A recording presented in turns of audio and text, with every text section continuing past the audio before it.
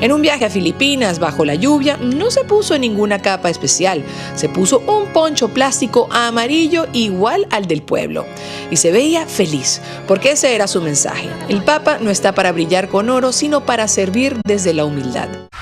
Y ya está aquí con nosotros Daniela Di Giacomo, mi querida Dani Di Giacomo, que también nos viene a hablar del Papa. O de los papas. Específicamente del Papa Francisco, que acaba de dejarnos.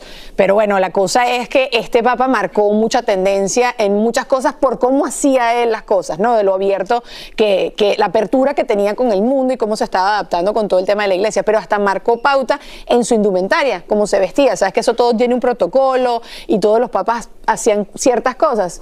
Él llevó un poquito de la contraria y les mostré y les traigo varios ejemplos en esta pieza. A ver. En un Vaticano acostumbrado a la pompa, el Papa Francisco rompió esquemas hasta con su forma de vestir.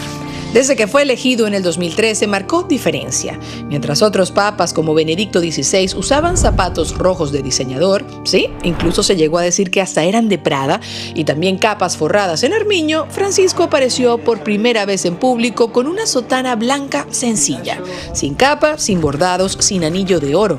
Usó el mismo crucifijo de hierro que llevaba como arzobispo y dijo no a los símbolos de lujo.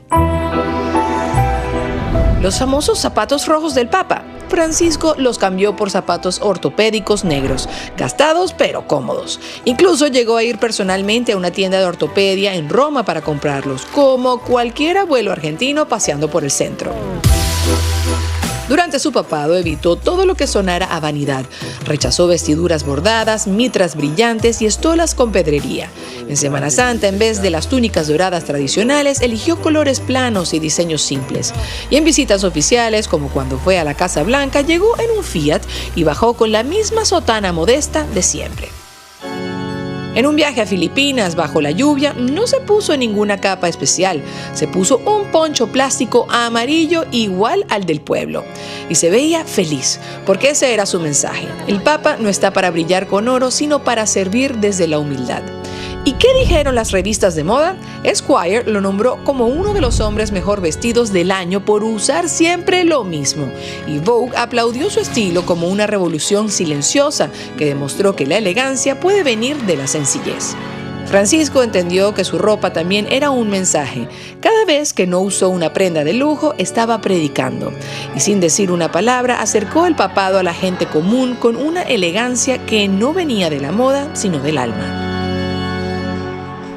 Papa humilde porque también, un papa humilde porque ustedes saben que cuando uno dice, tienes una vida de cardenal, que lo dice mucha gente, sí, es que tienes una vida espectacular. Espectacular. Porque acá están los cardenales, toman buen vino, comen bien, lo pasan bien, sí, sí. Aunque sean... Él tenía como coherencia en cómo se vestía con lo que decía, ¿no? Que eso siempre hay personas que tienen como problemas que con dicen eso. Una cosa pero hacen otra. Eso, entonces él de verdad sí vivió una vida humilde y lo demostraba constantemente. No tenía grandes lujos y bueno, para que tú veas también marcó ahí la diferencia. Encantó. Oye, hablando de eso, señores, se dio a conocer que el Papa Francisco contaba con solamente $100 como patrimonio personal. Escuchen eso, $100.